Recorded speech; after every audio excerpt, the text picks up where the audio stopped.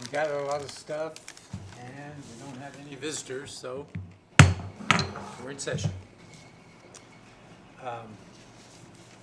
Public comment session, there is no one here, so we'll move past that. Everyone has had a copy of the minutes. I assume we've all read them. Are there any corrections or additions? Hearing none, minutes are approved. Vouchers, also, you've had a chance to look at the vouchers for the month. Once again, are there any corrections, changes, deletions, omissions? Hearing none, the voucher report is accepted as presented. We'll now go to the monthly reports, start with the finances. Dudley? Thank you, Mr. Chairman. We have the revenue and expense summary for the fiscal year through April 2019. The electric department for the month of April had a net income of $81,000, and the water department had a net loss of $24,900, right, $25,000. If you look at your year-to-date numbers, the electric department is $614,000 ahead of the forecast. We are already ahead of the year-end budget, but I will say next month is a 3 payroll month, so that could flip back a little bit the other way. But hopefully June will pick that right back up, and we'll end the year ahead of the forecast. The reason we're ahead of the forecast is you take the sales are $900,000 ahead. Power cost is only $180,000 ahead. That makes up $700,000, and that quickly puts you ahead of the forecast. Our margin has been good this year on sales less power cost. There's multiple reasons that comes into play. We'll maybe talk about that a little bit in the budget process. But the electric department is doing well. The water department, unfortunately, is still in the red.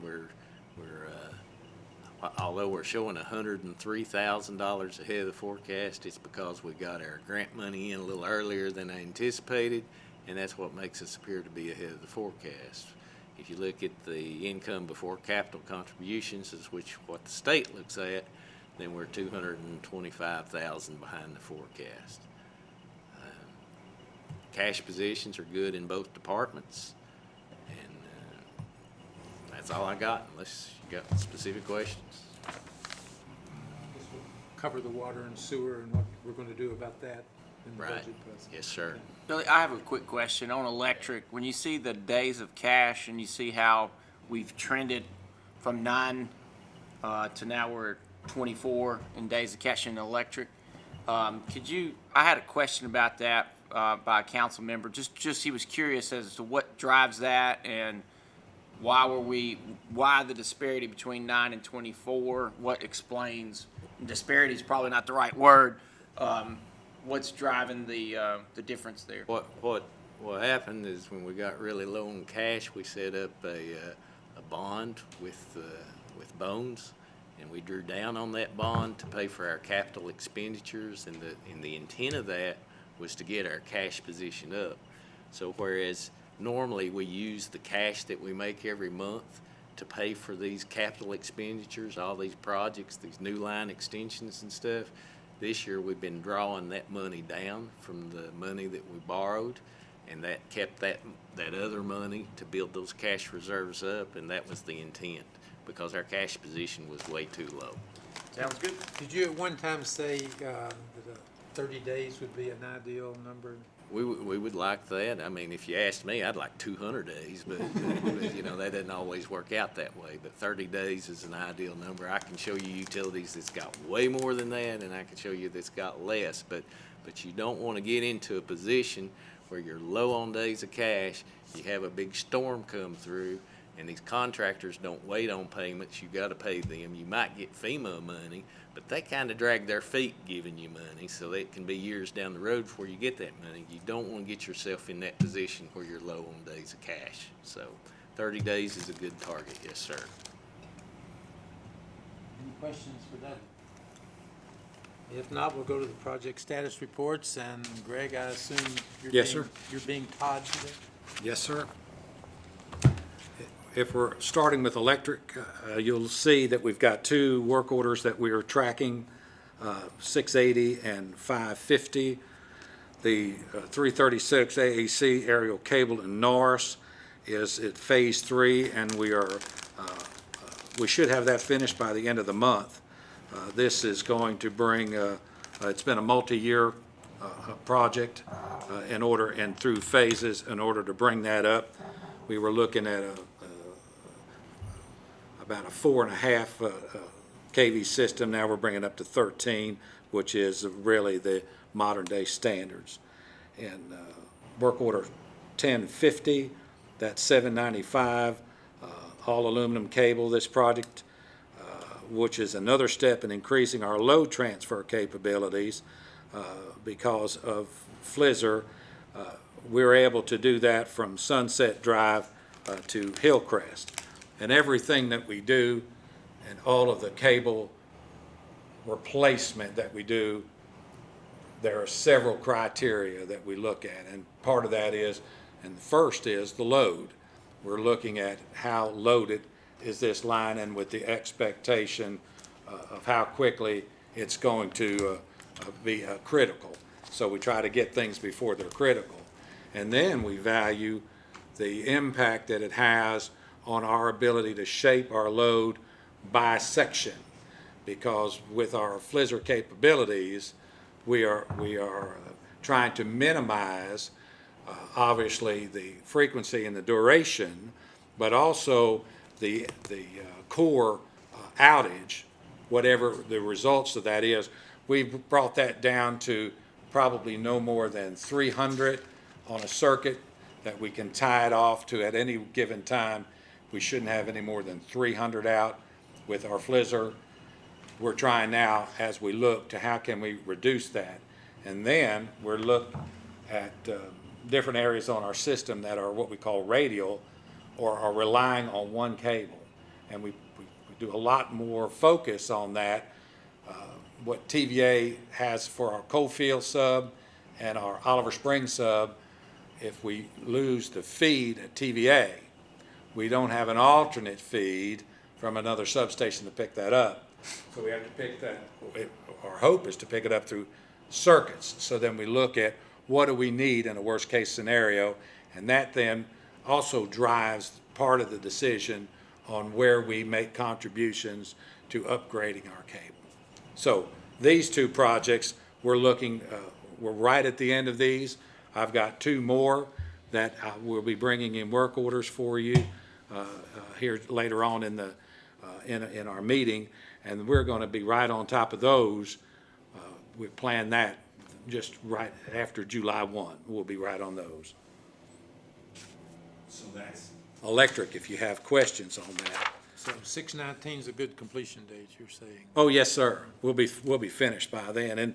And water and sewer, we're tracking that one. And this is in Mariners Point. We've got we're upgrading our pumps. We're always upgrading pumps. We have pumps everywhere, and these wear out because of the product that they deal with. So because of volume and because of the corrosive factor that we have to deal with and what it tries to move, we've got two, what we call station 17 and 22. These are, some of these are 30-year-old equipment. So we're replacing those two. We've had a little bit of a slowdown because the rain affects this. We can't, we're in backs of people's yards on some of this, and you can't bring those track hose in. This is contract work. It's about 70% complete, and we hope to fully finish this project, and we've revised that to August, assuming that the weather holds, and we think that it will. But we hope to be out of people's backyards sooner than that. But we're looking to extend this a little bit. We gave them a 30-day extension because they've suffered with the weather. They just can't get out there. Any questions on that? And that's all I have then, Mr. Chairman. Are there two pump stations in Mariner Point? Yes, ma'am. And we're working on both of them? Yes, ma'am. Okay. What we do is we bypass, we go to a manhole, we'll bypass in order to free up that one section where a station is, so we get it dry, and then we're able to pull it out. But that's what we're doing, 17 and 22. Okay. Okay, and some closing reports also. Yes, sir. I have nothing to say on that, other than that, that's information that we provide you. You see, you've got one closed there, which was right on our estimate. And the other two are just waiting for the final Yes, sir. vouchers to clear. That's correct. What we call POST, P-O-S-T, payroll, overhead, stores, and transportation. Okay. Thank you. Yes, sir.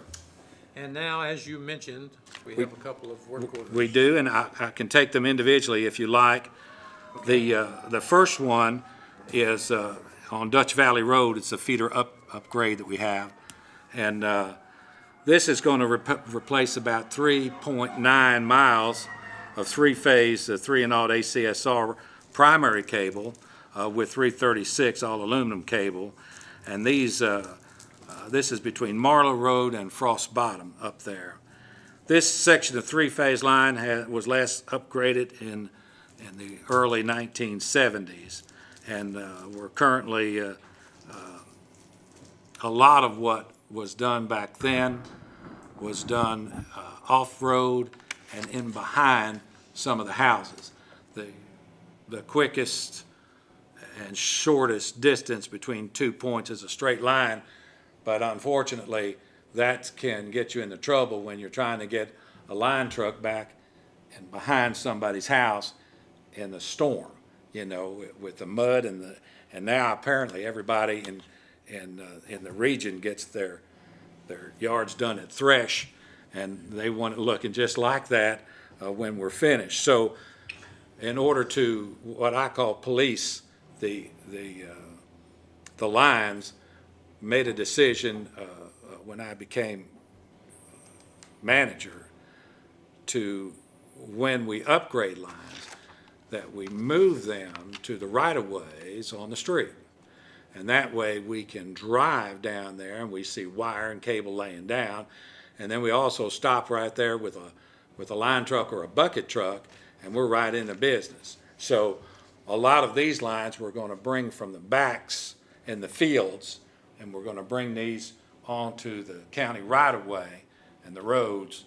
So this about 4 miles worth of line will be replaced, and it will be removed and brought up to the county lines. This, again, everything that we look at is part and factored into our ability to now control and manipulate how we can restore power in a short period of time.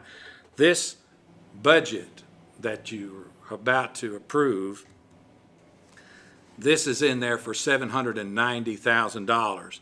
And when we ran this project around the first of the year, when we were trying to get and forecast capital projects, we redid that now that we're right down to the gnat's eye on the mile, and we've increased that from $790,000 to $814,000, and that also has a contingency in it. So our best numbers are the numbers that you're looking at right now, which is 814. So I would ask that the board consider approving this work order 1080. Is there a motion to approve? So moved. Second. Motion been made and seconded to approve work order 1080. All those in favor signify by saying aye. Aye. Opposed by no. That is approved. Next Thank you, Mr. Chairman. Our next work order is doing our first phase as we make contributions. So, and I call them phases. It's a contribution to a project. And this is going to replace about 2 miles of number 4 ACSR. And we like this 336, all aluminum is what we're replacing this with. And this is going to be off of West Wolf Valley, beginning right there at 25W. And we look at 2 phases to upgrade this feeder, and it's going to be larger conductor for increased capacity, and it's also going to reroute along the road for better access and reliability. And the second phase of this project will be done on a future budget, and it will continue along West Wolf Valley and connect to the old Emery Road. So I'll be bringing that to you probably in next year's budget. But this one, when we put it into the capital budget, it was at $400,000, and after final engineering was done and including a 10% contingency, it's up to $411,928. So I would ask the board for its consideration for approval of work order 1085 in electric. So move. Second? All those in favor, say aye. Aye. Okay, that also is approved. Now, the next one was a real struggle. This approval of the CUB wastewater rules and regulations. Oh, gosh. So much red and green I and felt so black. bad. I felt so bad that I just don't know what else to do but to send that out to you, you know, so you would have a copy of it. But I have some remarks if it would help you. That would help a lot. And then I'll ask all the questions. I just want to have everything in your hand because there's a lot to this. Every 5 years, CUB is required by our National Pollutant and Discharge Elimination System, which is a NPDES permit, and we are required to conduct a technical evaluation of our wastewater discharge limits, which are commonly called local limits. How much stuff can you have in a domestic wastewater?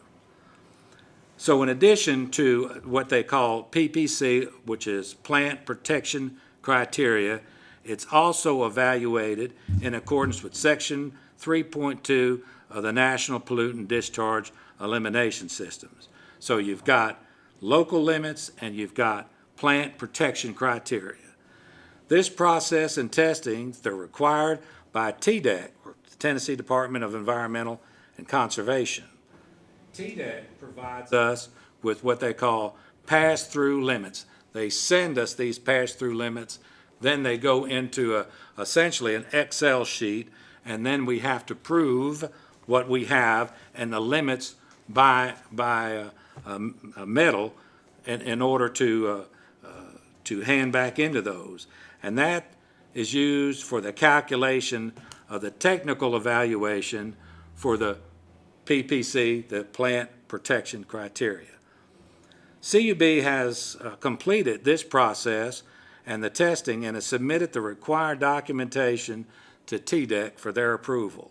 And in March, TDEC granted the final approval for our revised local limits as well as the required additions mandated by EPA, and they're called streamlining rules and modifications, and our environment response plan, which we call the ERP.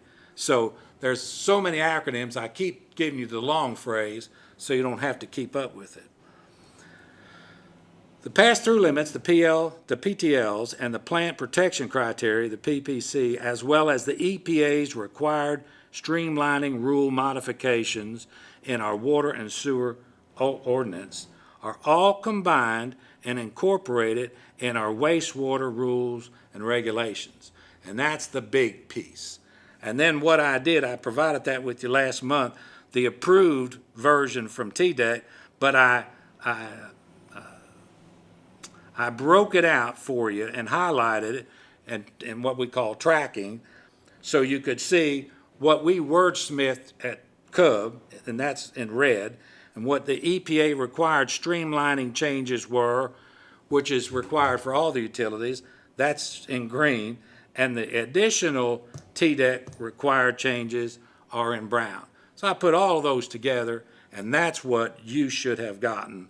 And I've got a lot of additional information as far as the spreadsheets and the things like that that TDEC provides. But once they approve it, and once it's part of our rules and regulations, and then once all of that, the new stuff is incorporated in that, they send it back to us for you all to approve, and then that becomes what we send to them as the approved working rules. How much discretion, in your opinion, do we really have here? Not very much at all, because they're a lot. Statutory push down, this is the way it is.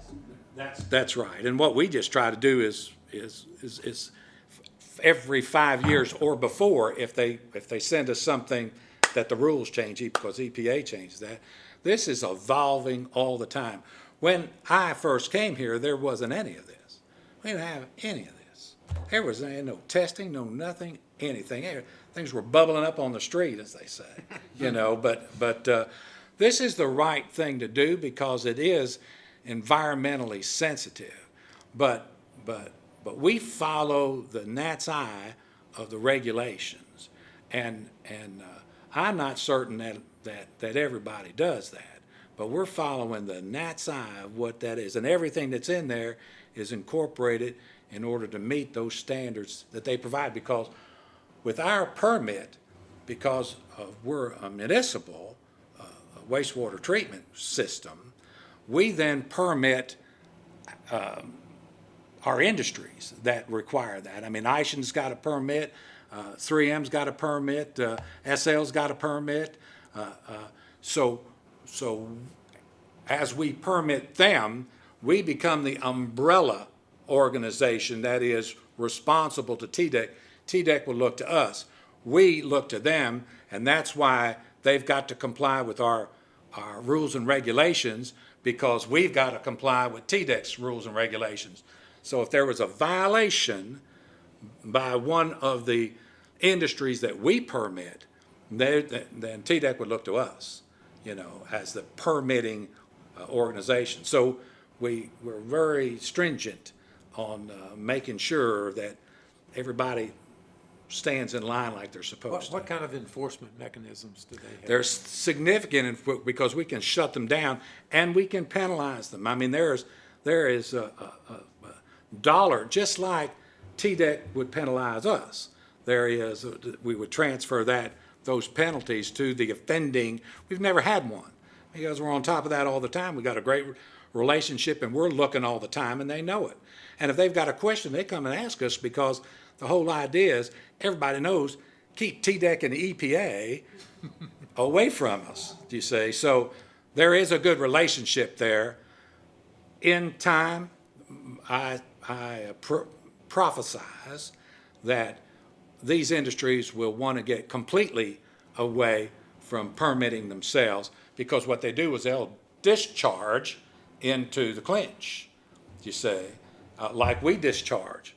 And they don't want, as the regulations escalate, they've got to have their team on board to monitor that all the time.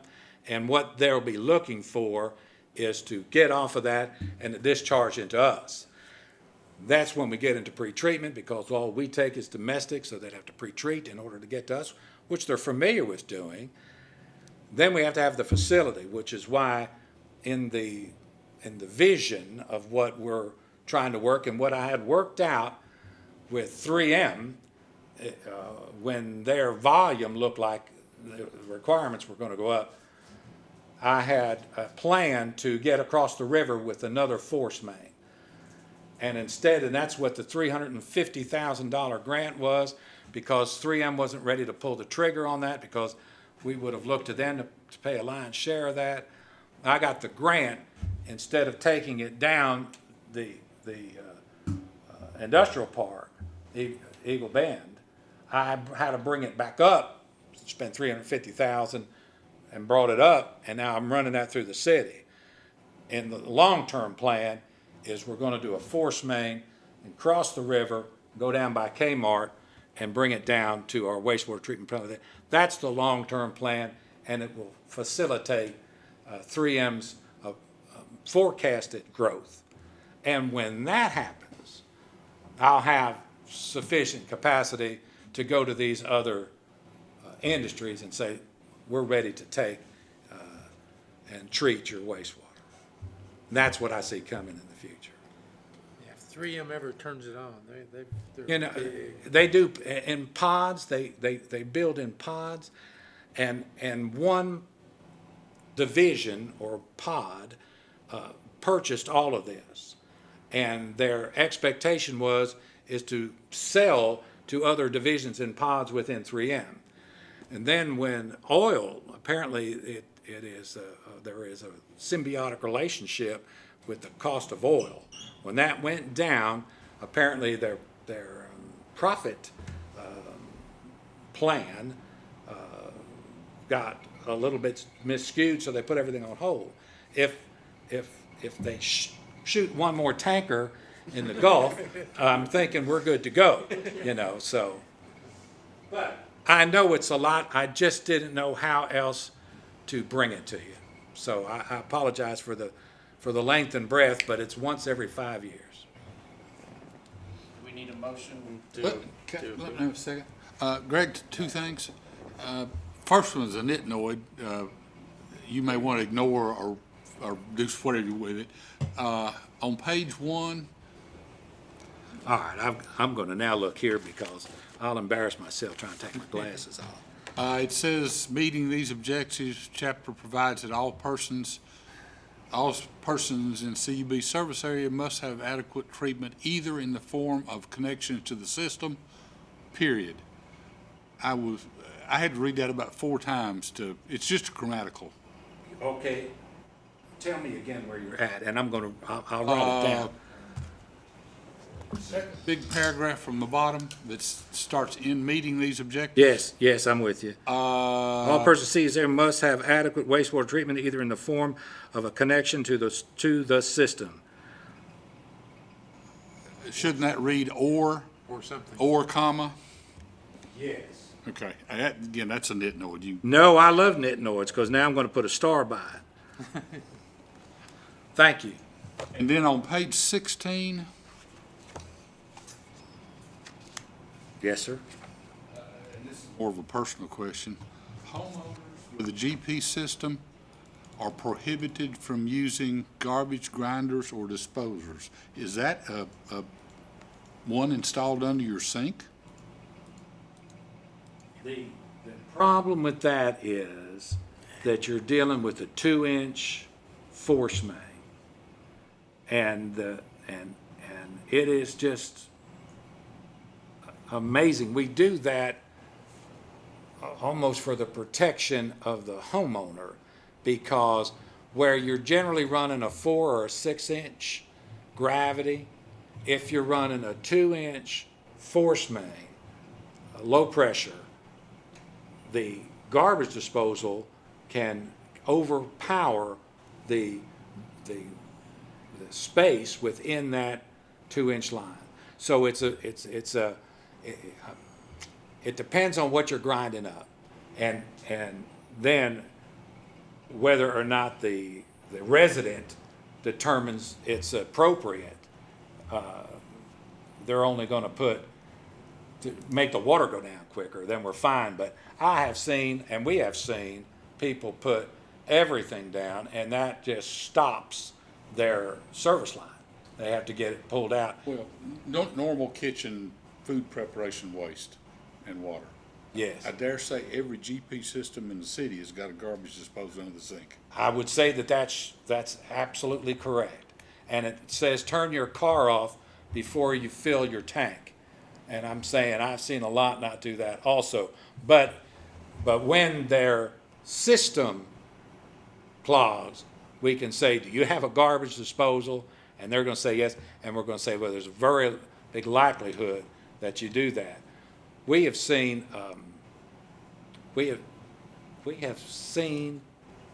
tremendous things, terrible things, and part of that is what you try to grind up and put down your sink. The other is what you try to flush down the commode.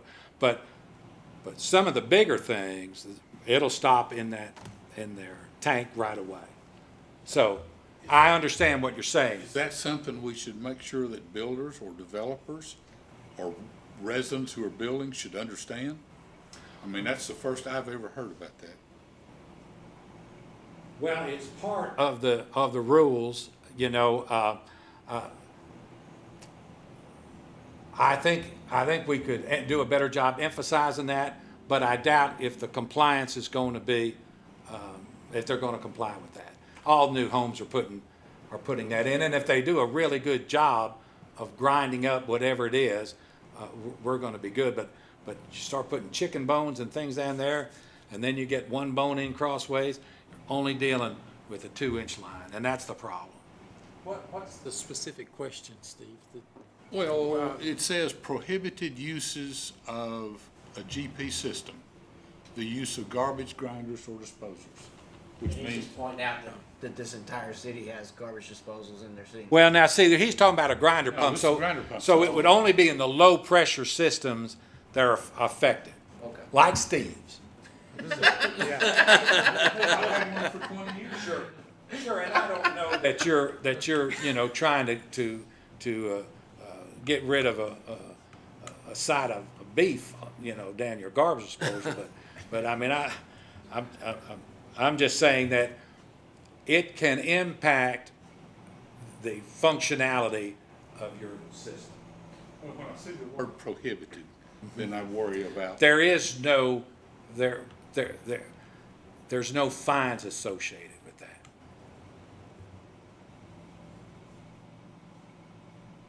Okay.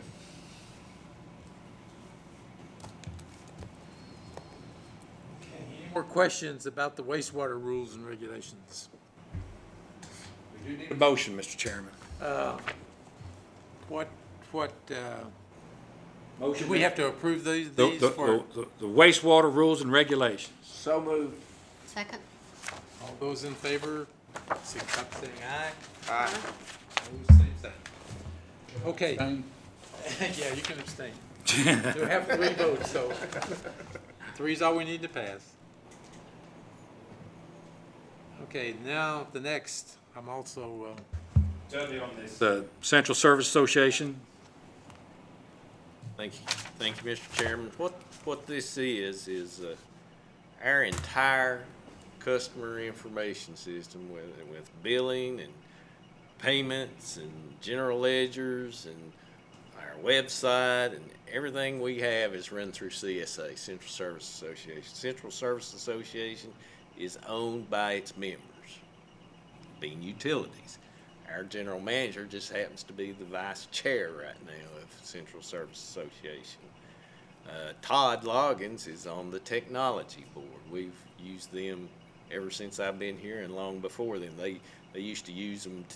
I think a group of utilities came together and said, we need a way that we can get everybody's bill out efficiently.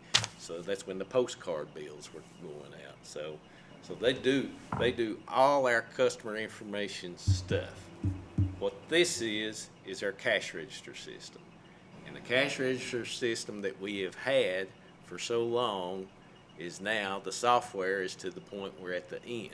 And they've had this newer product for a while, but I've encouraged them to do some enhancements that I didn't want to get on until they got these enhancements in place. Todd's been pressing them through the technology board also, and they are there, but we've kicked that can down the road so far that we're at the back end of there saying, you guys have got to do something. So it's not like we have an option to say, well, we're just going to keep what we got, because sooner or later they're going to say, we're turning that off, because that's just not going to work anymore.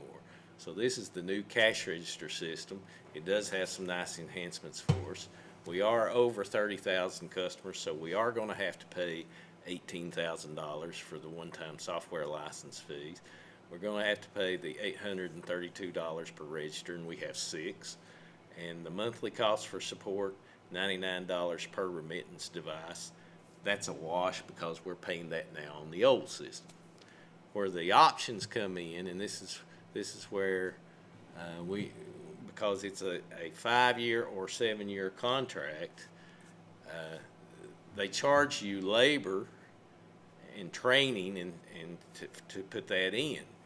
And if you agree to a 5-year contract, the charge will max out at $7,000. If you agree to a 7-year contract, the cost maxes out at half that, $3,500. And then this next line right here, utilities switching from revenue collector will receive a $3,500 reduction. And that's what we have now. So we're either talking $3,500 for for a 7-year or a 5-year contract, or nothing for a 5-year or a 7-year contract. I probably got that all twisted up, but you get the gist. The 7-year contract would be nothing. The No, 5-year Dudley, I'm gonna contract, help you on that, $3,500. because you missed it again. I'm getting twisted on You, it. you are. We've got, the two options are a 7-year and a 5-year, and one is $3,500 more than the other. Essentially, that's what it is. So a 5-year contract is $3,500 less than the net effect of the 7-year contract. We recommend a 7-year contract because of that cost savings of the $3,500. It would take us 2 years if we decided tomorrow not to use CSA anymore, just to find and start transferring the integrated system that we have. We've been using CSA since the 50s, when they were first incorporated to do billing, meter reading. We used to send them the meter books. We used to do by hand and send them down there. And that evolved over time to where it's made up, the members are the owners, and they're then represented on the board, so we have control of that. And we, particularly, Dudley was on that technology board for many years. We've got a lot of leverage and influence with them. So I know it's just $3,500. Is that per year? Is that what we're talking about? No. That's it's total it's a for one- 7 years? It's a one-time fee. It's not a lot, but we think it's worth, it's for 2 additional years, we're saying it's an easy call for us. So we recommend a 7-year contract. Yes. So we have the 18,000 plus. Yeah, that's got to go anyway. Anyway, we renewed the contract for the billing part a while back, didn't we? It seems like. We did, but the time we'll get away from you, it's been a little bit for that. Yeah. But there are modules, all the modules that they do. What we've done, because we help design and develop, is integration. One of the things that this register does is we scan all the checks. So if you scan the check, then that becomes a digital document. We want the digital document then to automatically identify with the account that it's scanned to. So anytime if a customer calls and said, I sent you so much of a bill, not only can we read the bill date, but we can actually pull up the physical digital document of the scanned image of the check.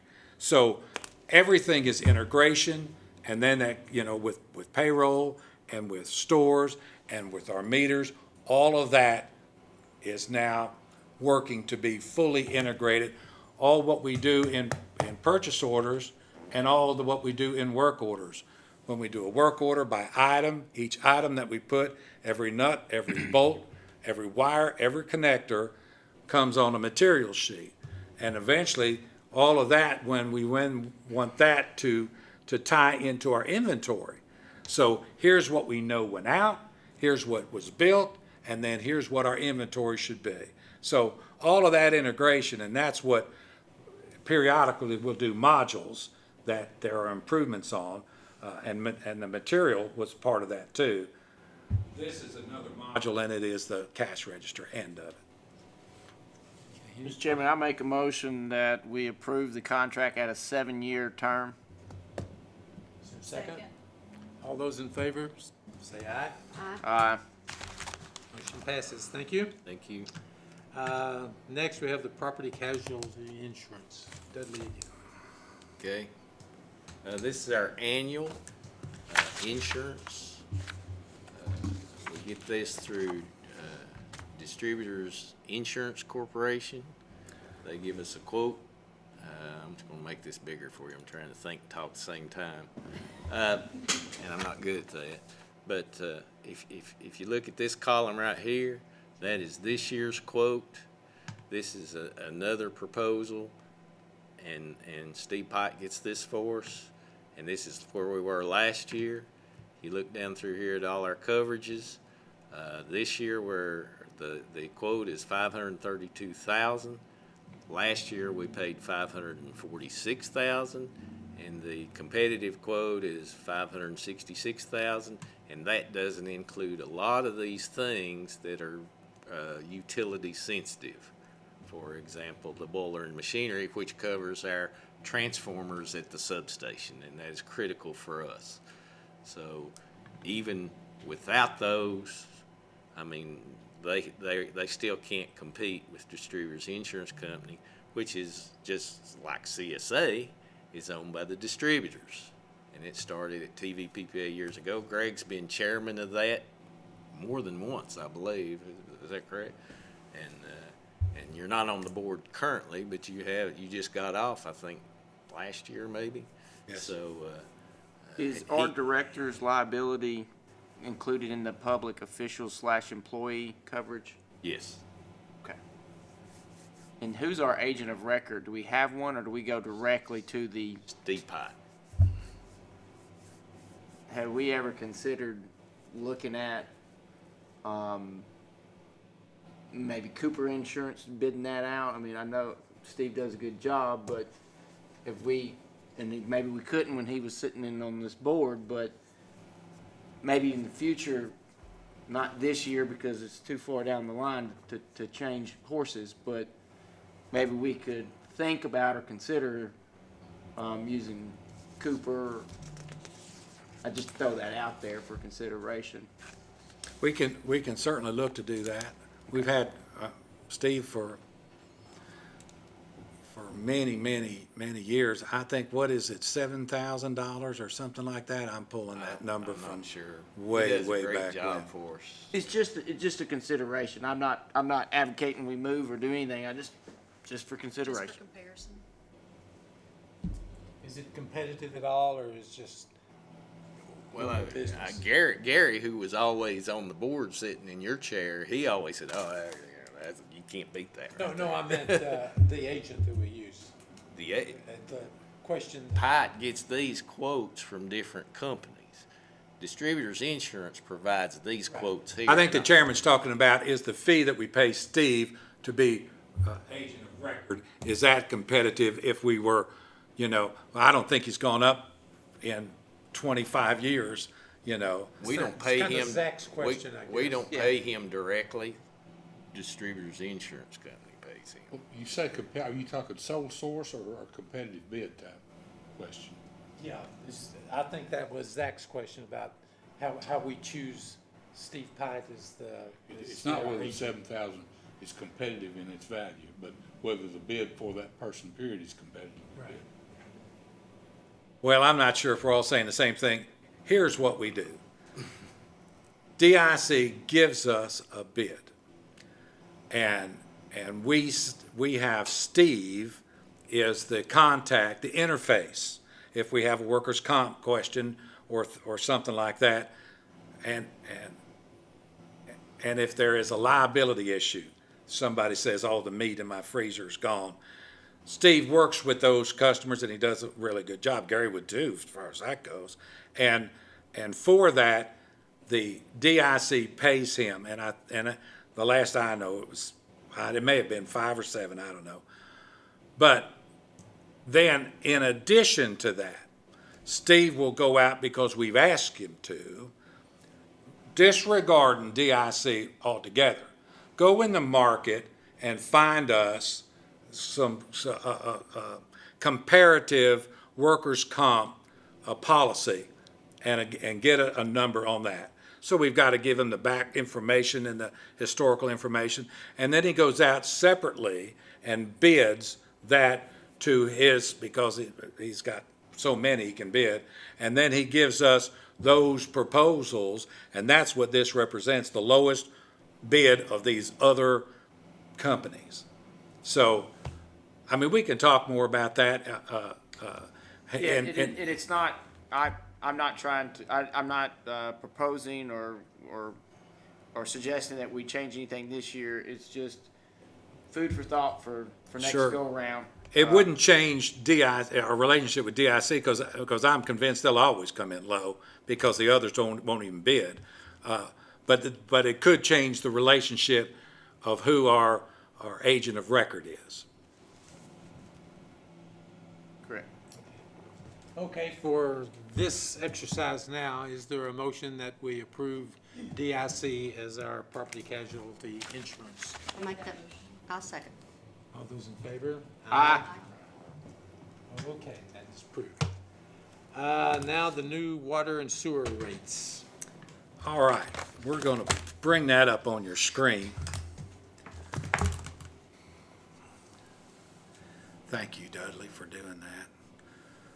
This you should have also had a copy of, and I'll talk a little bit about this as we get started. First of all, these rates are inside the city limits, and historically, we've always had anything on the outside, because we haven't had that many as far as that goes, it's 1.5 times, and there's industry precedent for that.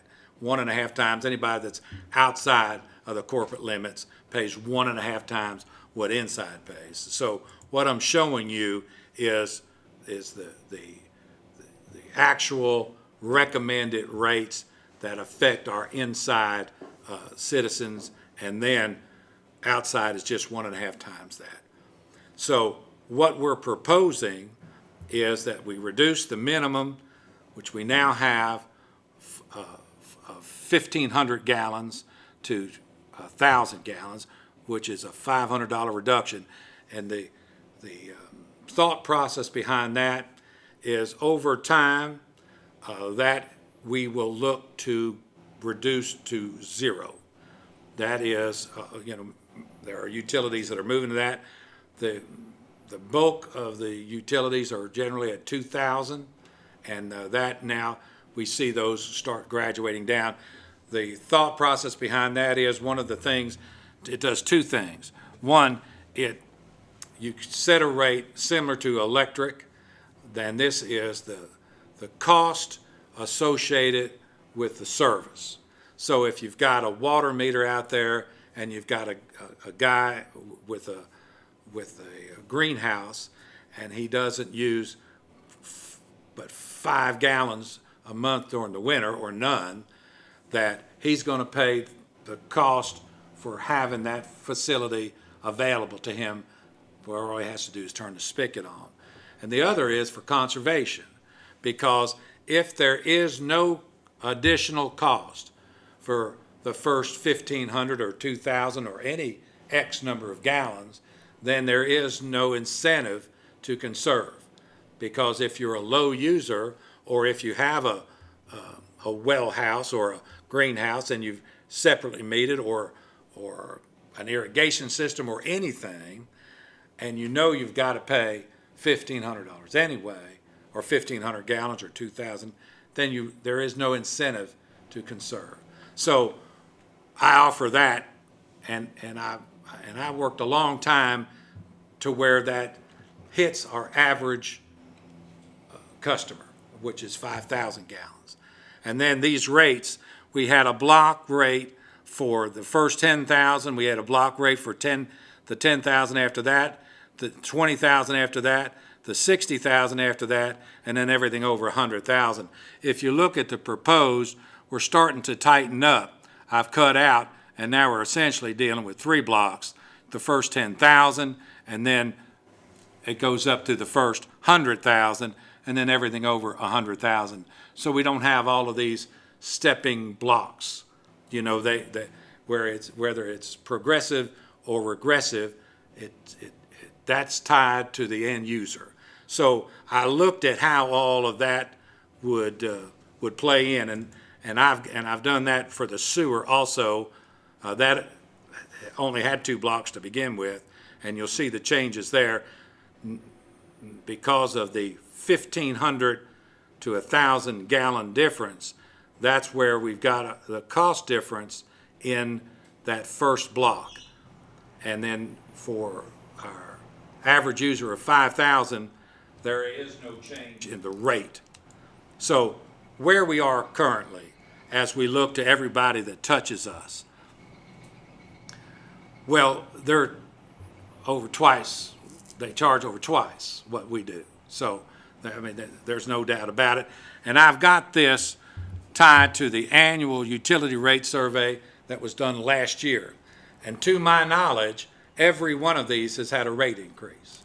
But but I tied it to that one document that we received, and had everybody's rate in it. They have all gone up. So realizing that all of these that you're looking at, virtually, I don't know of any that hasn't, have already gone up, this rate illustrates what we are proposing to go up. And assuming that no one went up, and they all did, we're still half, essentially, of what everybody else is. So what I'm proposing for our average residential user, 12.1% increase, and going from $47 to $53, essentially, is what we're talking about, which is still a slam dunk rate, the way I see it. And then what got me is now I'm trying to gauge the impact on our industry, because I believe that is one of the big draws that we have for enticing industry to come, cost, and you'll see where that is. So if this is now 3 million gallons, if a user used 3 million gallons, which gets most all of our industry except for our two very biggest ones, currently, and at the current rate, again,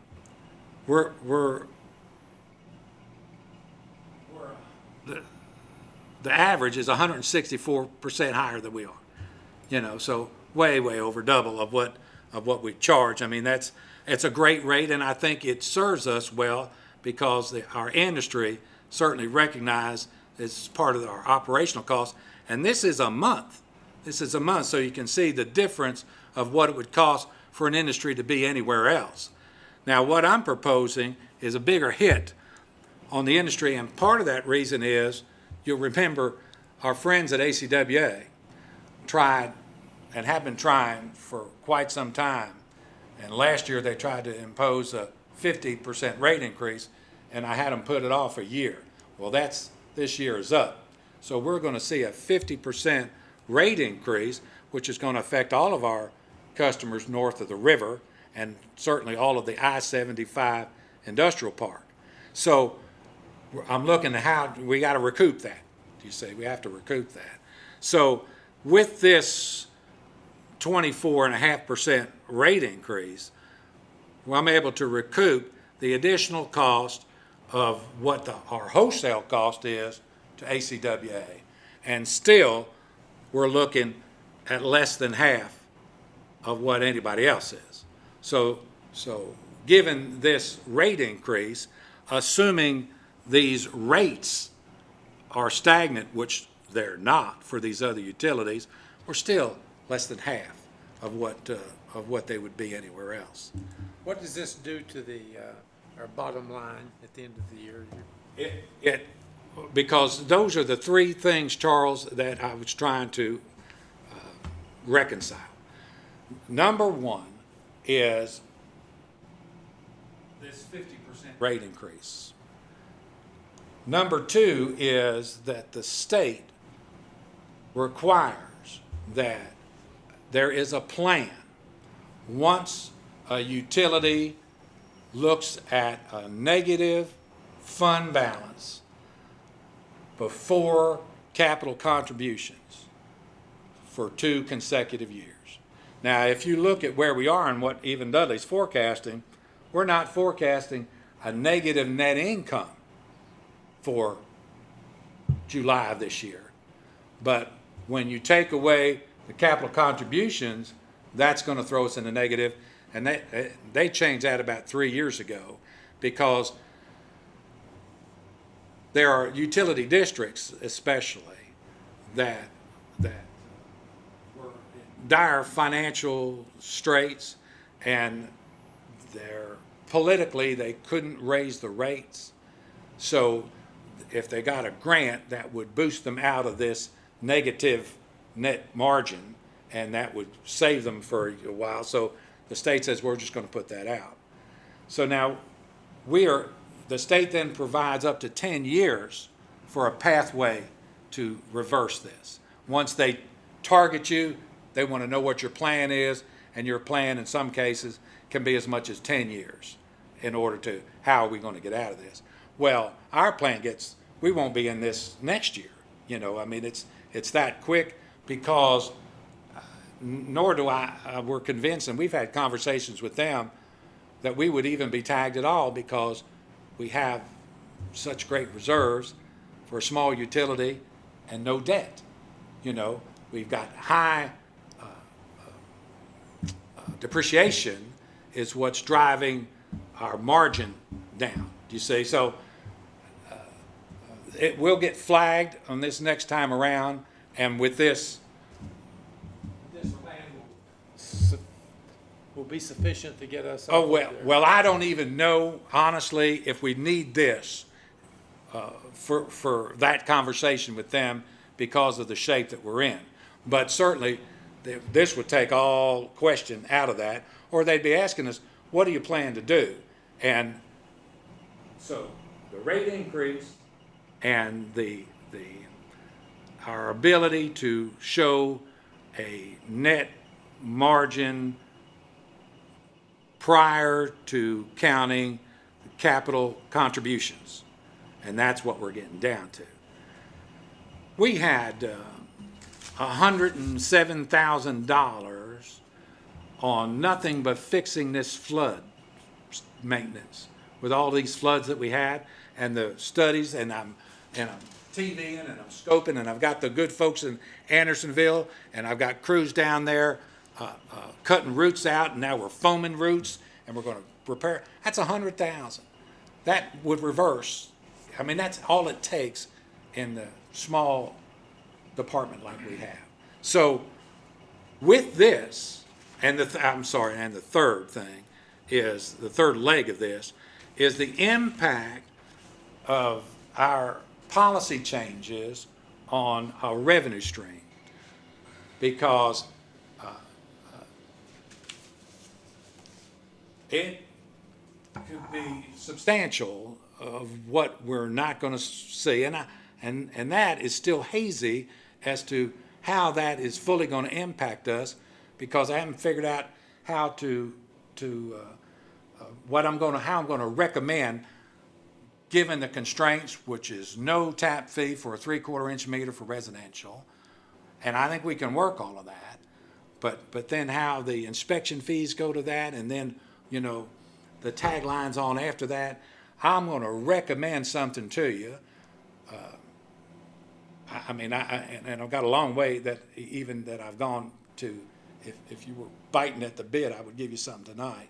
But I would like to sharpen that up and give you a sense of what other utilities are doing, and then how can we incorporate that into what we want to do, incentivize, and what the reality of is how we can fairly allocate cost to the end beneficiary user who's ever impacting us. So I'm going to have that and still, as promised, meet the objective of incentivizing our residential developers. I can tell you this, and because now I'm going through, and these are utilities, and I'm getting all of their, I'm going down targeting to try to get the best practices. And our key utility, LCUB, who we used as an example of developer friendly, you know, apparently one of the several of the things that weren't fully disclosed in some of their charges, because they had maintenance fees and they've got capital fees for everyone that's paid up front. I think that's one of the reasons they were concerned about tap fees, because LCB requires the developer to pay that front. What it would have cost the development, like the Hollingsworth project, would be $530,000 additional. $530,000. I'll show you that when we get to it, how that works. But that's pretty impressive. Those are revenue streams that they have to offset, and still their rates are high. So I don't want to recommend a path on how we move forward that's going to get us in a hole. You see, that's really what I'm trying to do. And I'm not fully convinced I understand the the collateral impact, and that's what I'm running numbers on, to understand the collateral impact of what we're doing, and then potentially additional revenues, because we're gonna have savings, because we're requiring taps to be performed at our cost, or they get to do it, you see? So what does that cost? And we've gotta literally get down into the ditch and make the tap, so there is a cost for that, because we'll have to recover that. So how all of that works, I'm working on, and I'll get that to you. But if anybody, we have no projects today that this impacts, nobody's in today. And if they did come in today, they'd all be told, we're working on that policy, they're gonna be covered under it, and the fact is, there are no tap fees for residential meters. That's what they're gonna hear. So, but the whole project, I'm still trying to make that happen. Yes, sir, Dudley, can you back up one slide on this? But one. No, there it is.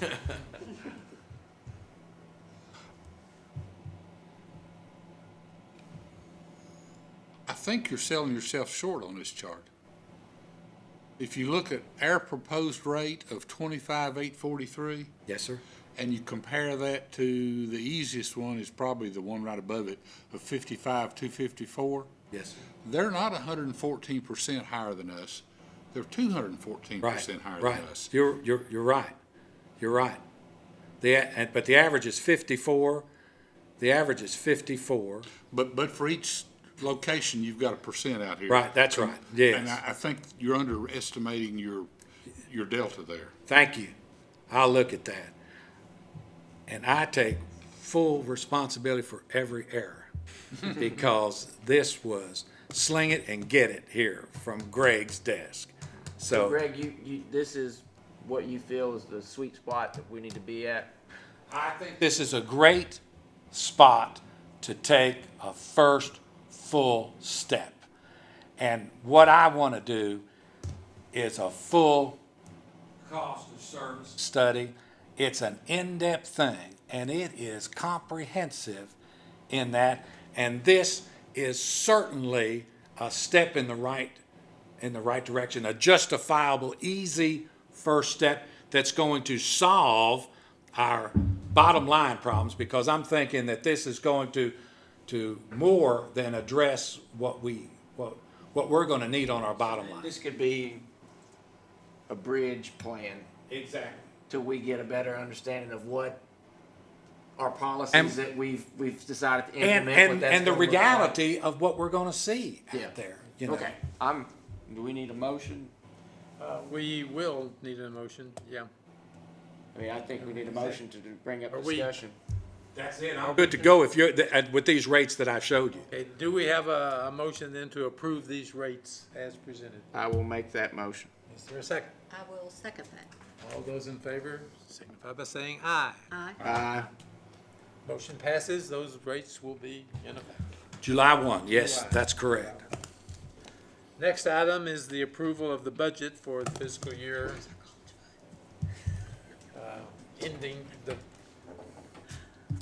ending on June 30th, 2020, beginning July 1st. And Greg, I guess this is you. Dudley, I'll Dudley on the start, I'll budget. start it, and Greg can fill the gaps, as he's so good at. First of all, isn't that a great picture on the cover there? Yes. I took that picture one day on the way home. That is our substation, and I thought it was pretty, so. We give that, see, I'm also the art department, so Credit's due. keep that in mind, Charles. That's right. I'm not as good as the stair guy, though. Let's start with the charts, because I love charts. I think that helps you understand a lot. And these are for a full fiscal year, and it is last year. And we'll start with where the money comes from in the electric department.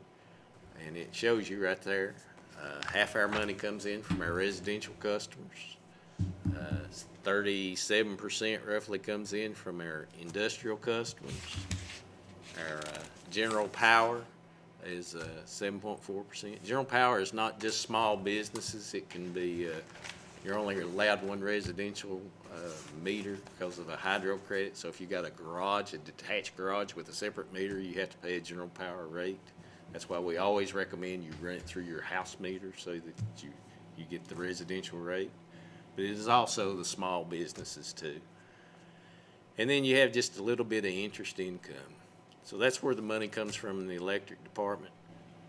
Where's the money go? And this is from the operational side. This is not capital expenditures, but that big chunk right there, 76.4% goes to TVA. That's hard for our customers to fathom a lot of times. Like, you're making all that money, but yeah, it comes in here and we send it right to TVA. That's 76.4% of our expenses. Our operating expenses are 9.6, our maintenance are 4.7, depreciation makes 5.7%, and our taxes is 3.2%. So let's get into a little more meat here.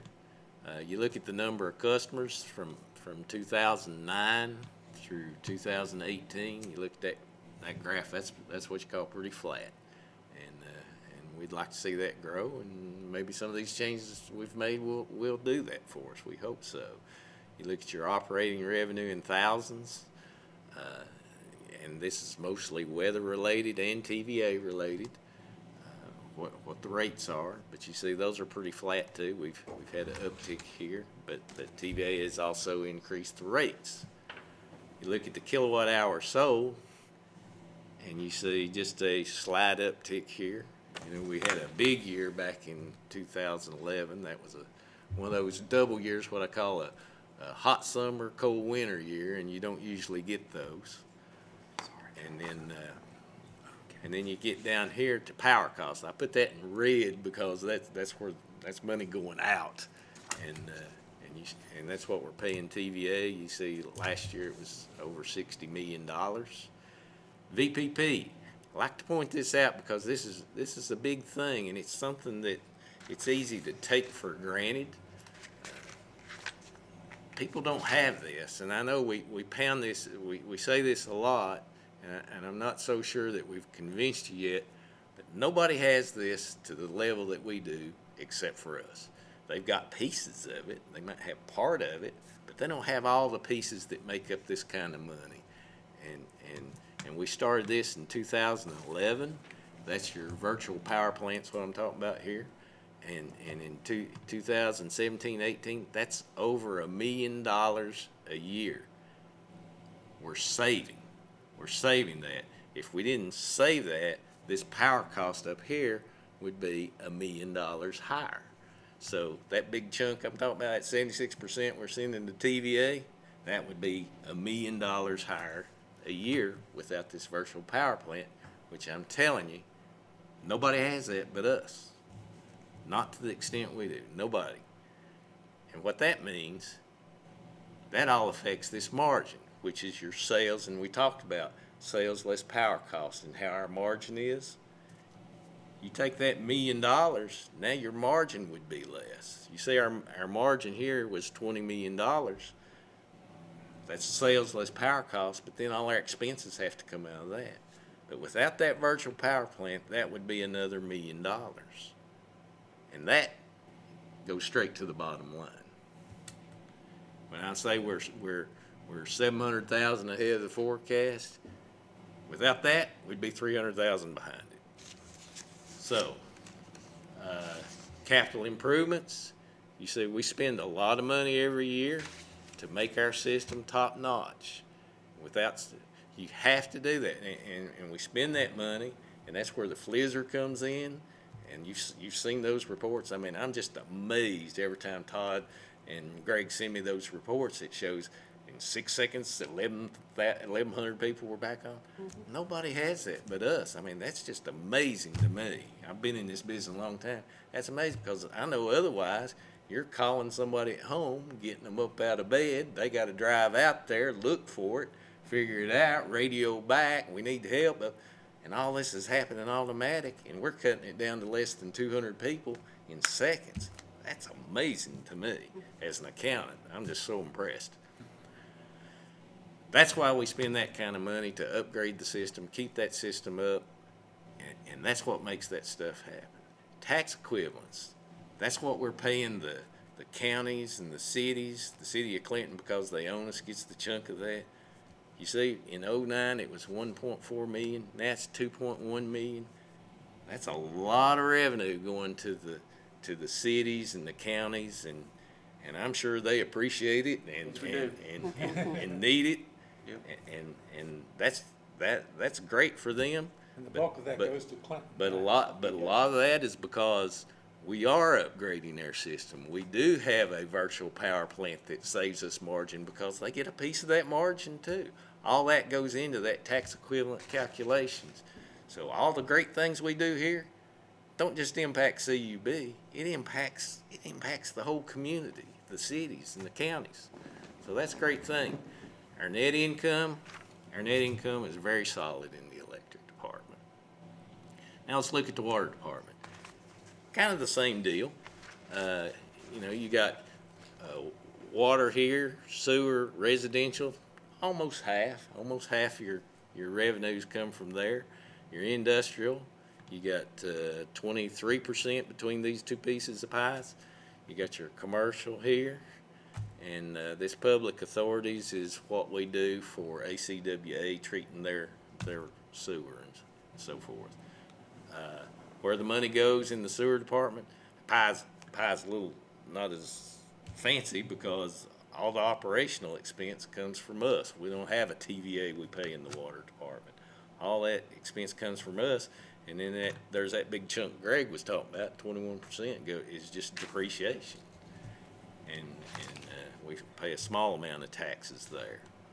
If you look at their number of customers, again, flat, water's blue, sewer's gold.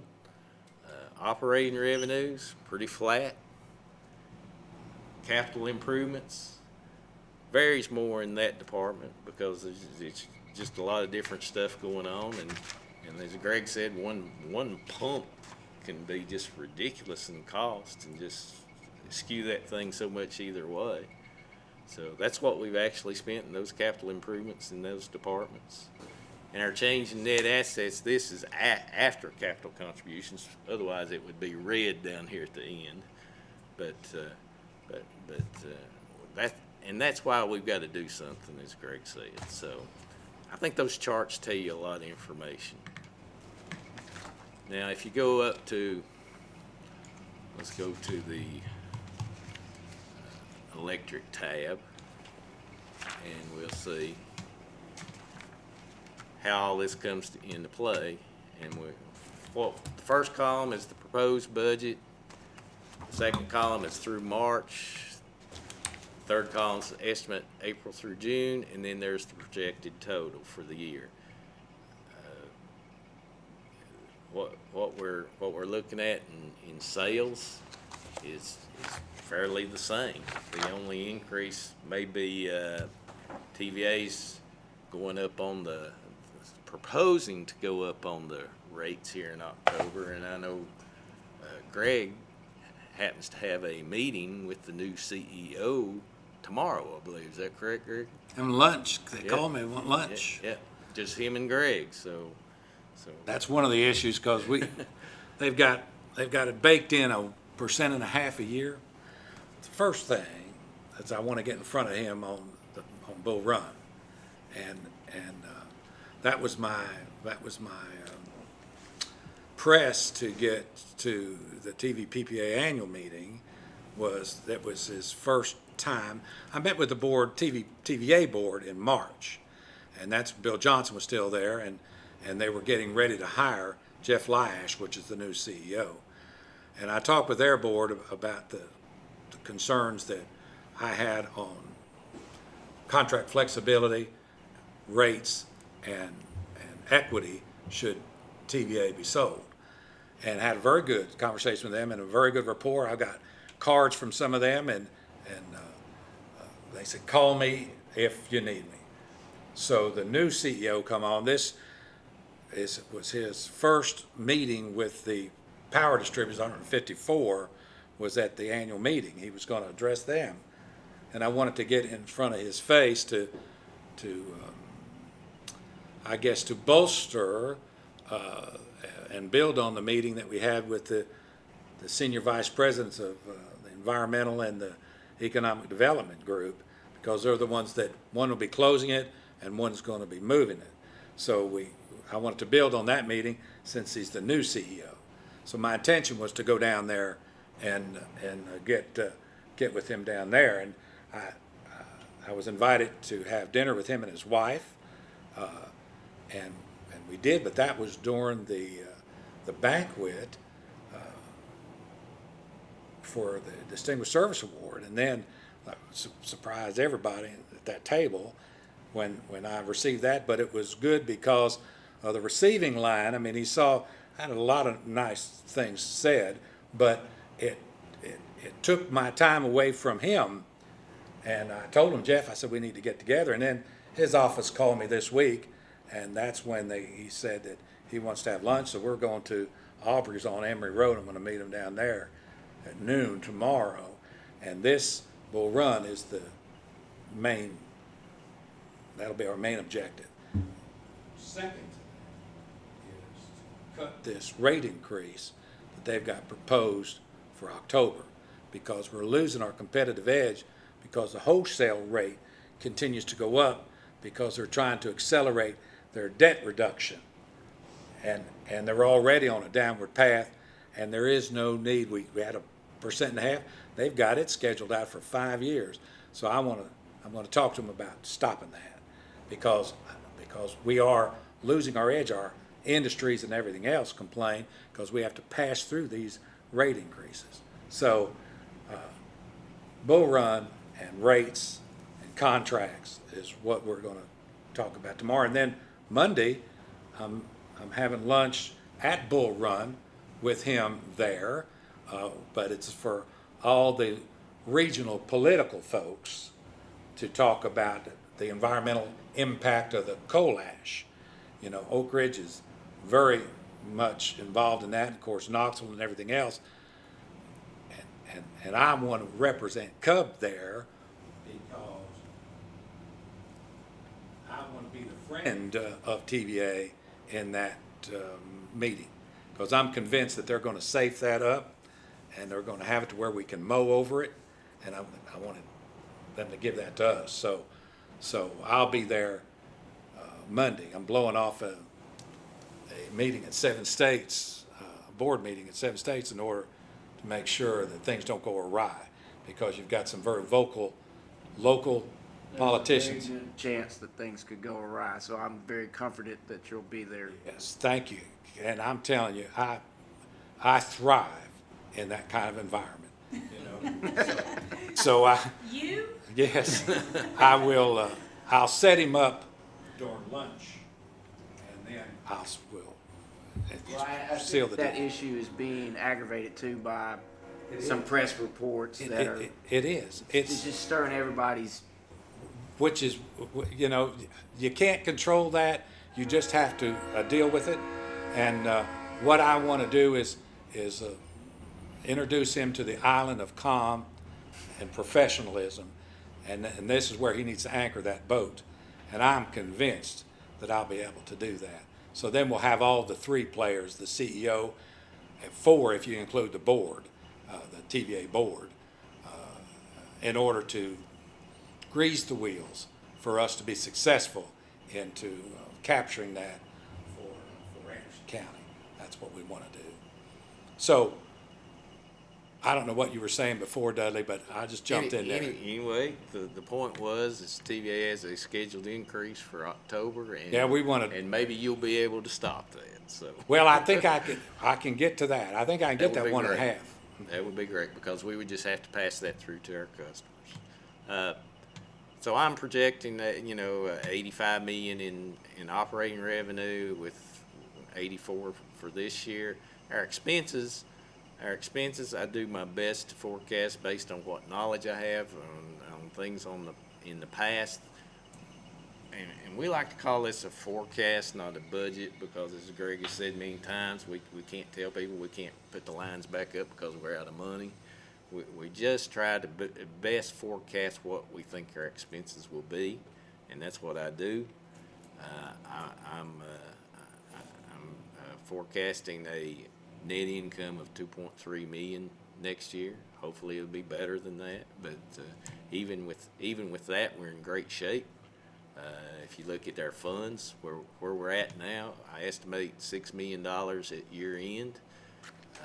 After we do add that 2.3 million, you take the depreciation out, or you add it back because you're not really expending that money, and then you're at 13. You take out what you're spending on capital improvements, which is our capital budget, and then you're still at over $6 million in funds, which is the 30 days, 25 days cash that we want to be at. So the electric department is solid, absolutely solid. There's the capital contributions that y'all looked at last month in the preliminary. Nothing's changed on those, and that's that 6.5 million that came out of here, this right here. So that's the way all that ties together to do our forecast, and that's the electric department. Any questions in the electric department before I move the water? All right, let's move on. Water and sewer. Water and sewer, same categories. I optimistically put in the anticipated sales that we would get from the approved rate increase. That brings us up from 5 million to 5.8 million. Our expenses, again, I forecast those. I take things I know that, for example, we're not going to have a I&I study that costs $100,000, and I'll add that back from this year and things like that. But what I can't guess is, are we going to have flood rings and have to pay all bypass pumping and $100,000? Those are the kind of things that really hit you hard, and that's what makes the water department expenses so hard to forecast, because just one event can just blow the whole thing up, whereas in the electric department, there's so much money, they can absorb those a lot better. It makes it much more difficult to forecast the expenses. Pumps are just go crazy. It rains a lot, and your sales go way down. Maybe we'll have a drier year this year, and sales will go up, and we'll even be in better shape. That would be great, as far as I'm concerned. Of course, our capital contributions, we don't really know how that's going to be impacted. I do know that we don't have any grant monies coming in, but I'm anticipating a change in net assets before capital contributions of $200,000, which would make the state happy when they call and say, hey, what y'all doing about this being in the red? So as far as the cash position, as we all know, the water department is in great cash position for the size it is, with zero debt. Our neighboring utilities have mega debt, no joke. 60-some million in Oak 60 Ridge. 60 million, and we're at zero. When you divide that by the number of customers, Oak Ridge, that's a lot of debt per customer. We're at zero, and that helps us. And if we can build cash up and interest rates go up, continue to go up, there was a time that our interest income alone kept us in the black. But then when they plunged, then that all went away, and then that's when we started seeing our net income really hurt. Our required capital outlay, 1.1 million, that's exactly the same as you saw last month. Those are those things Greg detailed for you last month. And we're expecting our cash position at year end to be just like it is this year pretty much. So all that's great news. Are there any questions on the water and sewer? Okay.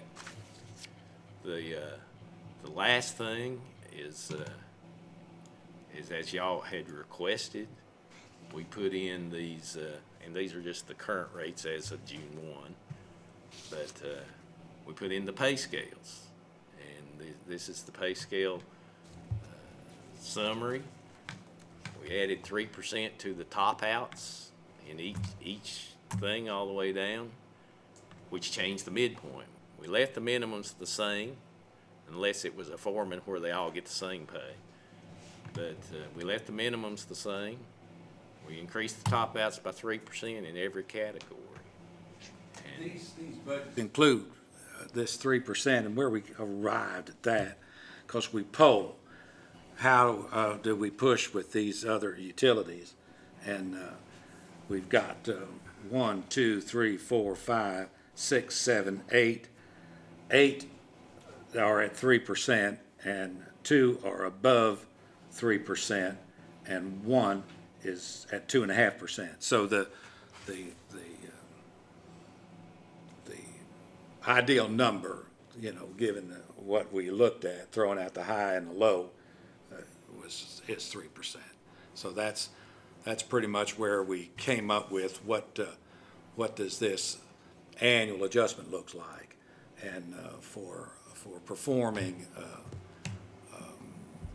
our performing folks, that's what they'll see.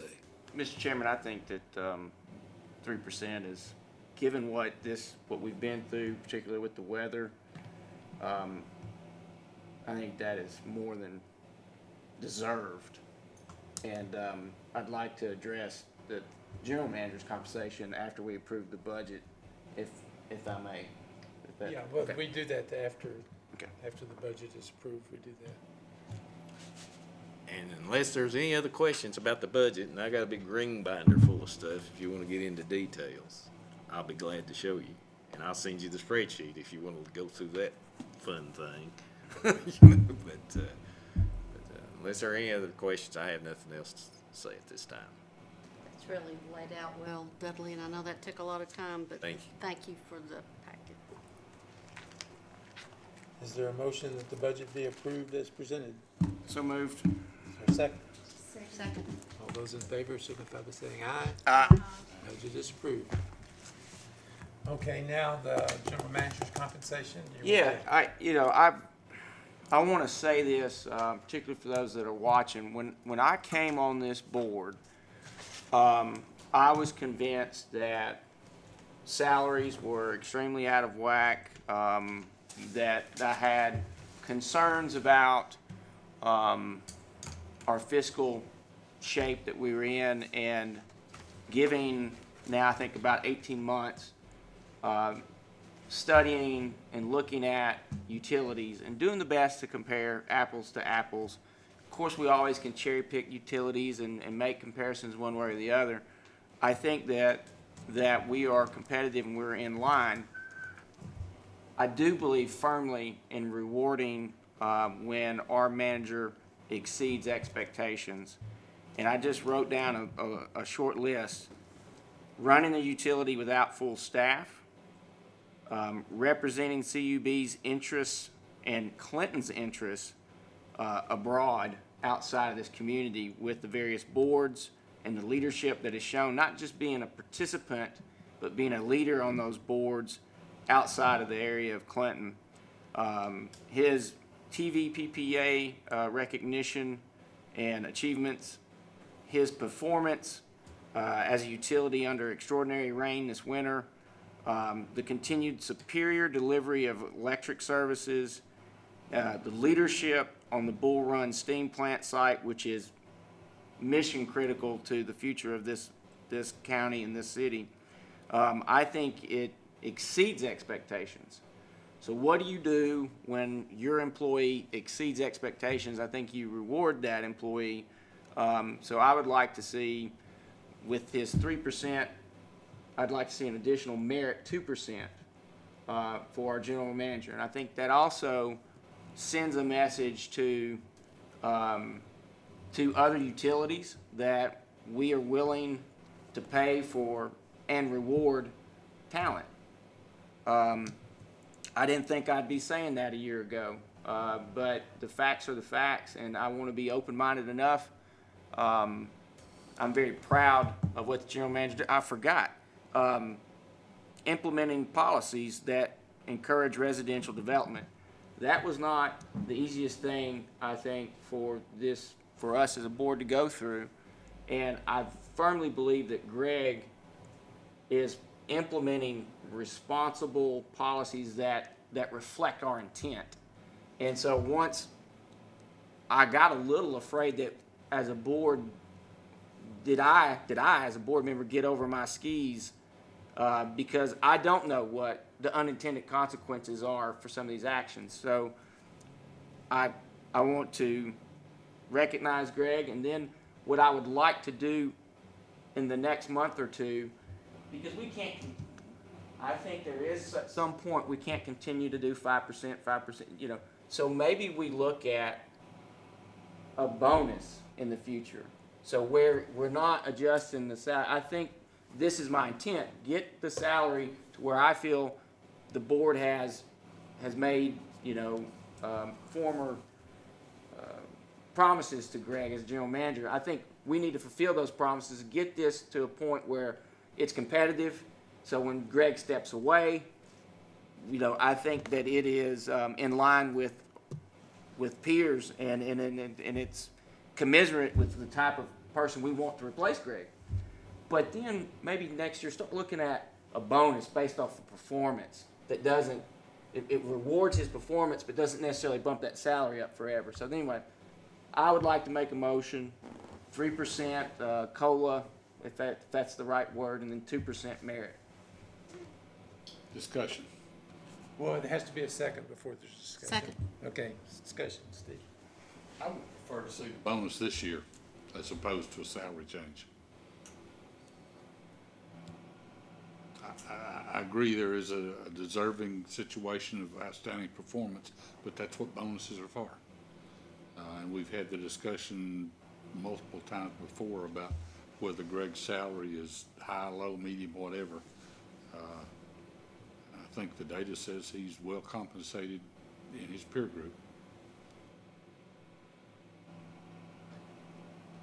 We have tried to go the bonus route before, but it has never passed the board. So if you would like to make a motion that the first motion be amended to go to a bonus, then. I do so. Do you want me to repeat all those words? No, or- you don't have to Okay. repeat it. We Okay. Steve's motion is basically that we go to the bonus plan this year rather than increase the salary by 5%. Is there a second to Steve's adjustment or change to the original motion?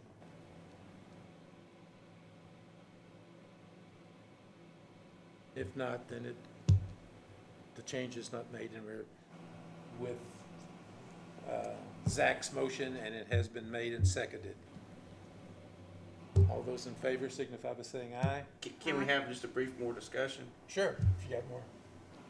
I think, though, we do need to talk about, because my intention is to transition to what you're suggesting, and I want to do that in tangible, measurable ways. So maybe we, you know, do a workshop at some point as a board to figure this out. Maybe Greg can give us some input. Maybe Dudley can give us some input. Whatever's appropriate. So I just wanted to say that. We've tried the workshop before too. I think before we go the bonus route, there has to be a bonus structure in place. We have to have something, and this board is very different than the boards that we've had in the past. I know things have been tried, but we've got to make change. And without discussion, we can't have change. But I think, I agree with the bonus structure, but I think it needs to be something that's in place that we discuss prior to approving the budget. It needs to be something that, Why is an arbitrary 2% above COLA any less structured than a bonus right now? it's something we've done in the past, and it's a given number. I mean, what kind of bonus are you proposing? 2%. A bonus 2%? A one-time bonus of 2%? Same dollars, it just doesn't change the base salary. It's just a recognition of performance in the past year that gets validated with a 2% bonus.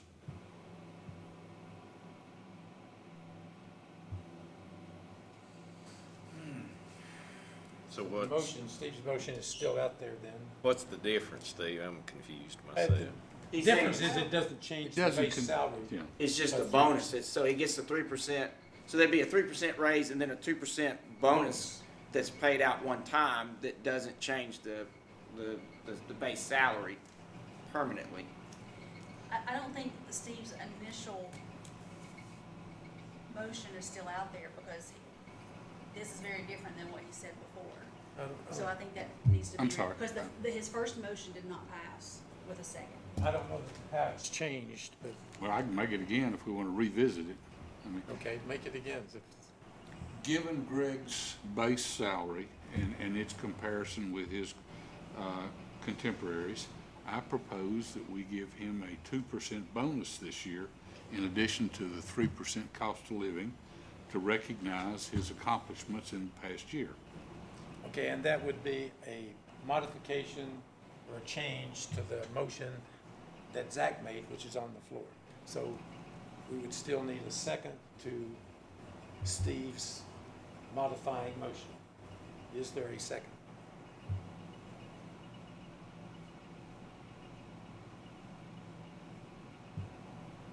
Hearing none, we're back to Zach's original motion that we give Greg 3% plus 2%, a 5% increase. And that motion has been made and seconded. Is there any more discussion? I really, really like your suggestion. I'd like to get this one done, and then my suggestion and my intention would be to pivot to that exact motion next year.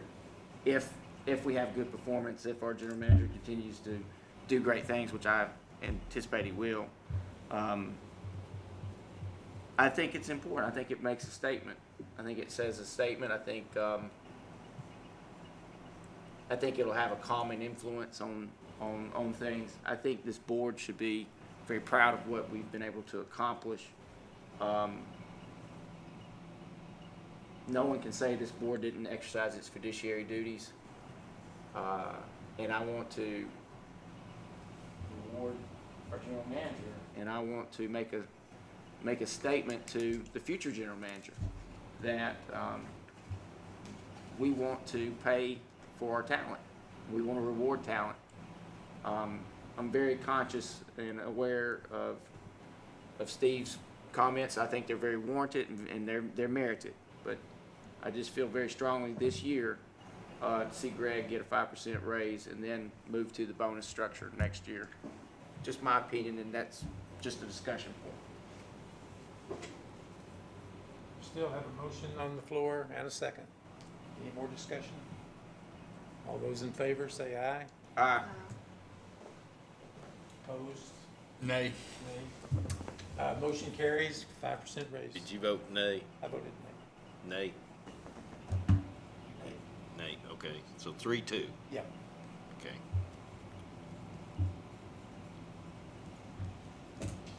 In addition to that, if we're looking at moving to an annual bonus for the general manager, at some point prior to,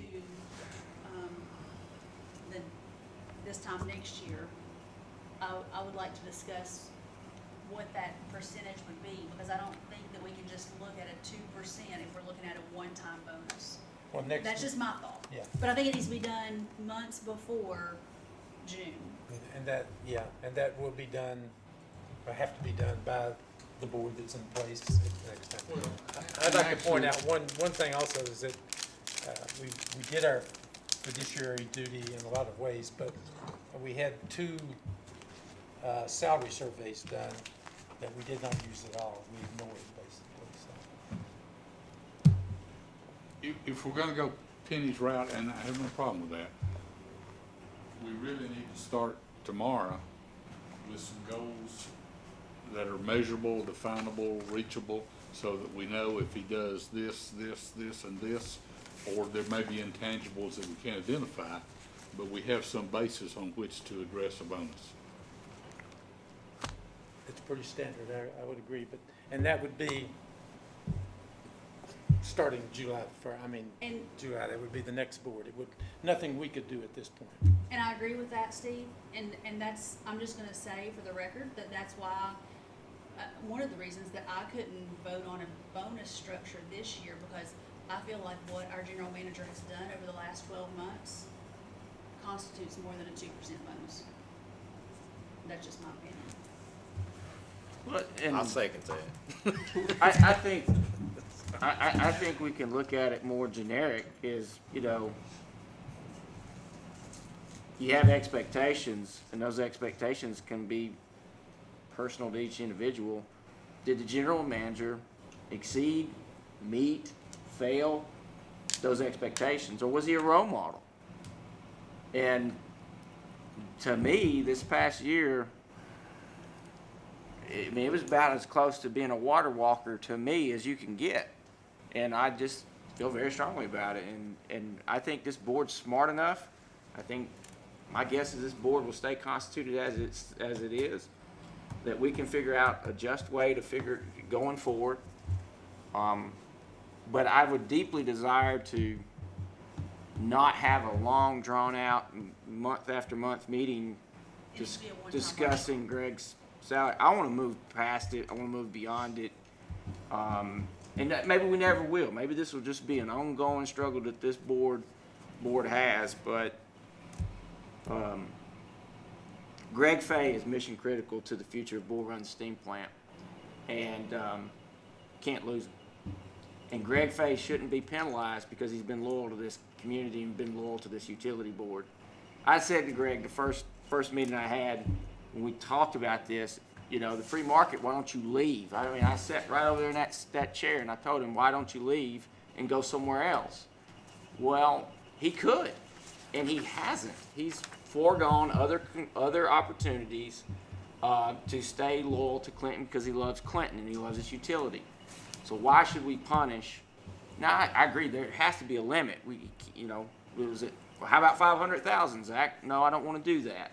But I think what we're doing is within a prescribed window of responsibility, and I think it recognizes our general manager in a positive way, and I don't think that we should penalize, and maybe that's the wrong word, but Greg's loyalty to this community should be rewarded. And I think reasonable minds would say, well, he's handsomely rewarded. I get that. So I just think it's a good statement this board sends. I think it's I'm glad it was 3-2. I mean, we shouldn't always be unanimous. I mean, that shows true, I think, work on the board, that we're not just a rubber stamp of each other. So anyway, thank you, General Manager. Everyone realizes that a 2% base salary increase in effect, if Greg stays 10 more years, is a 20% bonus for this year. Well, we're off the subject and we're past that, and this is something that can't be done until next year. Yes, sir. So, let's go to new business. You have anything, Mr. Fay? I do. I wanted to share with you, because I think it's telling. Last night, we had another event at 1:23 a.m. this morning. We had a tree fall on 25W in South Clinton just past the city limits, which caused our river sub, one of the circuits, to lock out. This affected 1,448 customers, and we restored 1,117 in 23 seconds, and another 145 in 35 seconds. That left 186 out because we were able to isolate that down to literally the two sections where the trees fell in the middle, and it affected 143, or 186 rather, of the 1,448. We restored the 186 at 2:53 a.m. So I'm saying all that to say 1,448 went out at 1:23, and 1,100 of it was on in 23 seconds, another couple of hundred on in 35. The remaining 186 were on in about an hour and 20 minutes. That's, first of all, we identify that from our system operator, who is 24/7, and he sees the circuit go out. Flizzer automatically kicks in, and while he's on the phone calling our standby crew who are in bed, up out of bed, they have 20 minutes to be here. They've got 25 minutes from the time we call to be out the door. And that puts them over there in South Clinton, and in an hour and 20 minutes from the tree falling. All of that service was restored, but over 1,200 was restored within seconds. Since this weekend, these three events, because I emailed those to you, that represented 8,818 customers were affected, and Flizzer brought them all back on. So over the time period since Saturday, the Flizzer system resulted in over 5,000 customer outages being avoided and 10,000 customer hours of interruption avoided just since Saturday. That's what the system does, and I'm like Dudley, I'm just in awe all the time, and everything that we do, we're doing to improve those numbers, these things that we've agreed to. And that goes back to 2006, when Ernie and Greg and the management team came up with, we need to get the AMI meters, we need to borrow the money to do it, spend the money. I wasn't on board at first, but then they convinced me to get the money to do it because they had the vision of what all this would do for us over time. And the board got on board with it and borrowed the money for all that to happen. Started 2006, 2007, we started deploying, got all the meters done in 2008. And because of all that back then, that's why we're where we are now. And when you go to KUB, they haven't even got the meters in yet. Memphis hasn't even got the meters in yet. How long is it going to take them to get to the level that we are today? I don't see it in my lifetime. I really don't. Our whole system's done. And they're tweaking it all the time to make it better. It's so impressive. It really is impressive. Do you want to say anything about the chamber event and where that Yes, stands? sir. Thank you.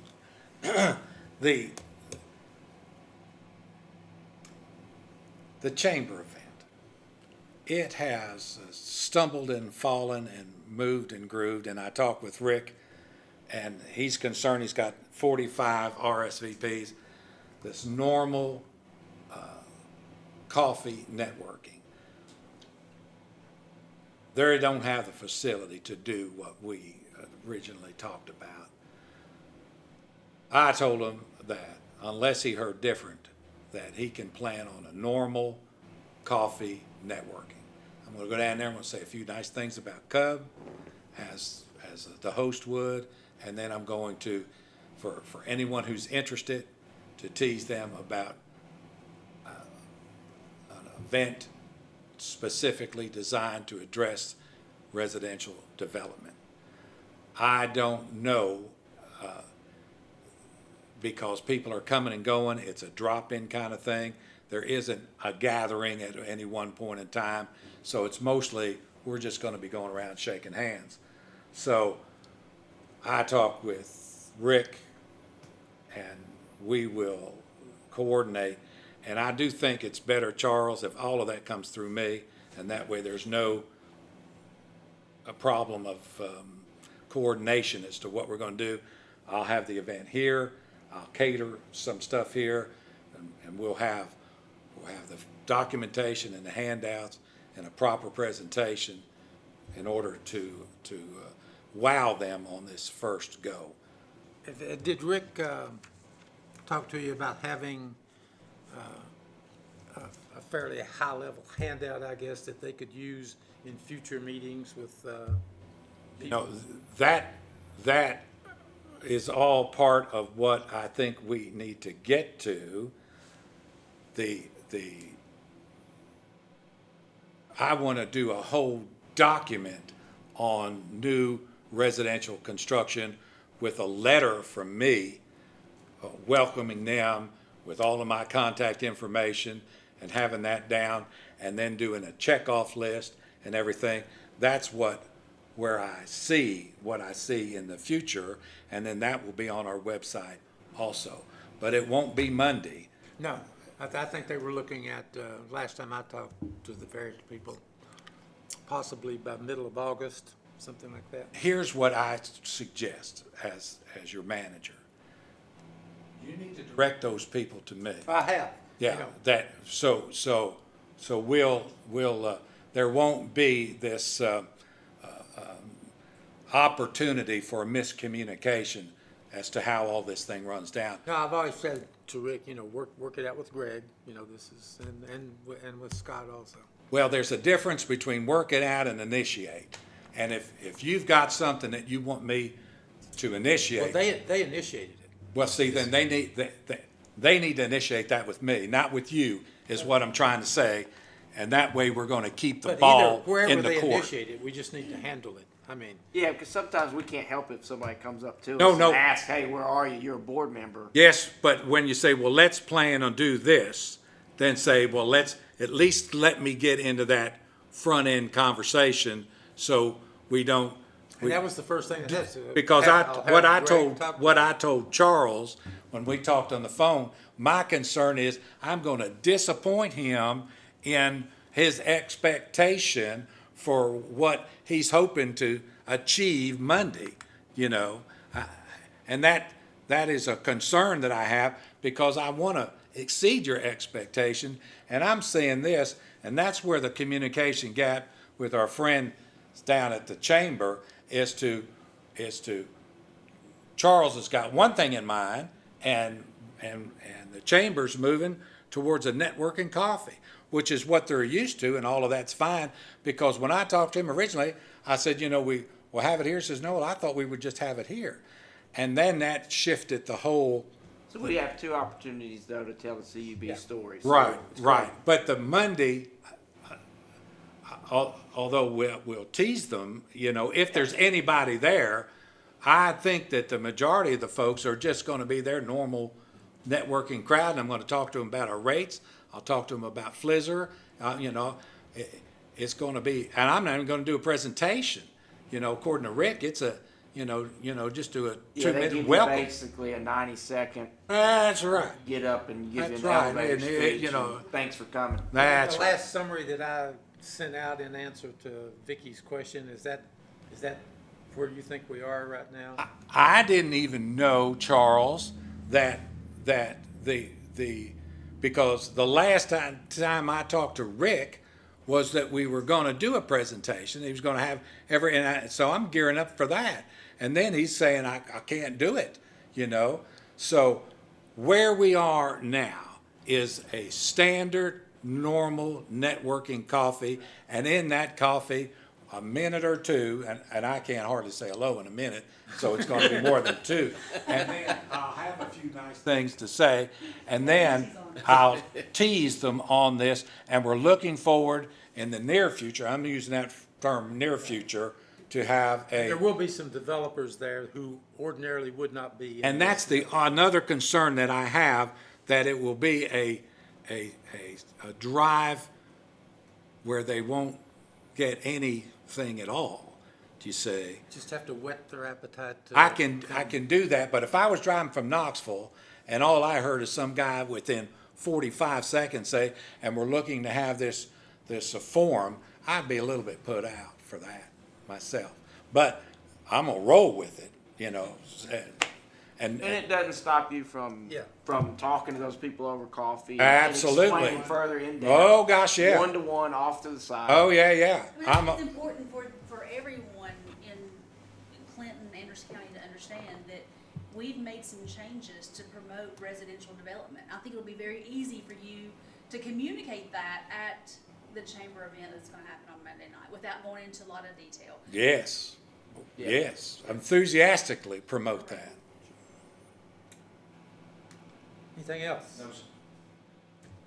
Kenny? I just want to, we got an email, from Dudley, and thank you, Dudley, for sending that out, just to recognize Greg, on TV tonight for his award, the Distinguished Service Award, and I pulled it up on my email, cause he's got his hands in so many different things, I wanna make sure that I get it right, but the highest honor with TV PPA.